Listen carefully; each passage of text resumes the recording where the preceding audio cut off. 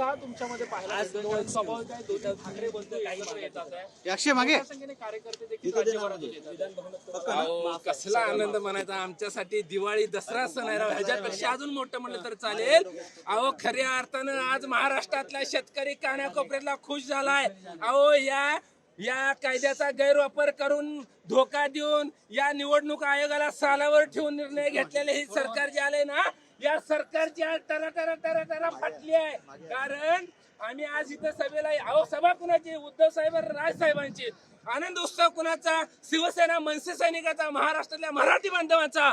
आणि या सरकारची का फाटली टरा एवढा मोठा बंदोबस्त पोलिसांचा इथं कशाला दिलाय? अहो सभा आमची आणि एवढा मोठा पोलीस बंद लावलाय. म्हणजे रात्री बहुतेक शिंदे साहेब तुम्ही झोपला नाही, फडणवीस साहेब तुम्हाला काय झालं कळी नाही. आणि ही काय ती माहिती आहे ना तुम्हाला?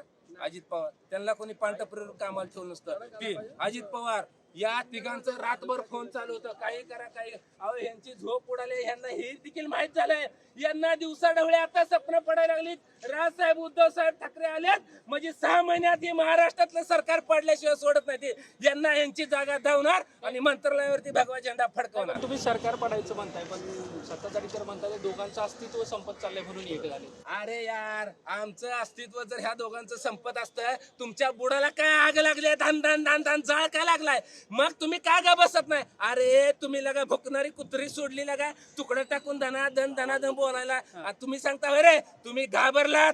उद्धव साहेब राज साहेबाला तुम्ही घाबरला रे? घाबरला लगा शिपूट घालून पळता नाही, वर तोंड करून तुम्हाला तोंड आहे बोलायला. ठाकरेंचा ब्रँड नाही तर बँड वाजलाय म्हणतात. अरे या महाराष्ट्रात फक्त ठाकरेच चालणार. कोणचा मायकाला लिहिता चालणार नाही. आणि कुणी जी चेले चपाटी अशी गोळा झालीत ना की दडासारखी, त्यांचे दिवस भरलेत. आता त्यांना आता शिपूट घालून पडल्याशिवाय आता पर्याय नाही. म्हणून न इलाजानं त्यांच्या तोंडून आवाज निघत नाही. बोखंडी एखादं बसल्यावर कसं कुई करत ना, तसा त्यांनी न इलाजानं आता आवाज काढतो. परिणय फुके असतील, नितेश राणे असतील, ते तर उघड टीका करतात. काय त्या नेत्याचं घेऊन बसलाय राव? काय ते पानसाटाचं घेऊन बसलाय 3दा? अहो त्याला कोणी विचारतंय सांगावर? काय त्याचं? अहो ते पिसाळल्याला कुत्र्यासारखा तुकडा टाकल्यावर शिपूट घालून कुई गल्लीत फुकतंय. त्याचा बाजार उठलाय.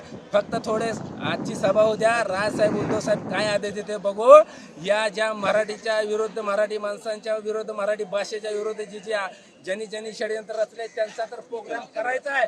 पण त्यांच्यासोबत हे महाराष्ट्र द्रोही असणारा हे नितेश राणे याचा देखील प्रोग्राम आता करायचा आहे. कारण यांनी फक्त महाराष्ट्रात पेटवायचं धरलेलं आहे. जाती दंगल घडवण्याचं काम केलं. अशा लोकांना आता स्थान नाही. एक शेवटचा प्रश्न, काल एकनाथ शिंदे जय गुजरात म्हणाले. अरे देवा पांडुरंगा, एकनाथ शिंदेला पर्याय आहे का आता राव? नाही जर जय गुजरात नाही म्हणला तर अहो एकनाथ शिंदे कार्यकर्ता आहे त्या अमित शहाचा.